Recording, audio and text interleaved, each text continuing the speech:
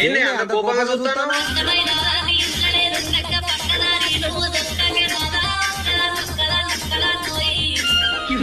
అబ్బా స్టార్ట్ చేసినావా? ఇవాళ ఒక్కటే రోజు ఇగో ఈ విస్కీ తాగుతా, మళ్ళీ రేపటి నుంచి ఏది తాగా, నిన్నే తాగుతా.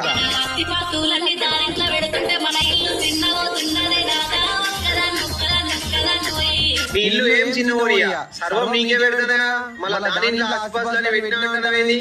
ఇది మంచి బ్రాండే. ఇవాళ ఒక్కటే ఒకటే రోజు తాగుతా అంతే.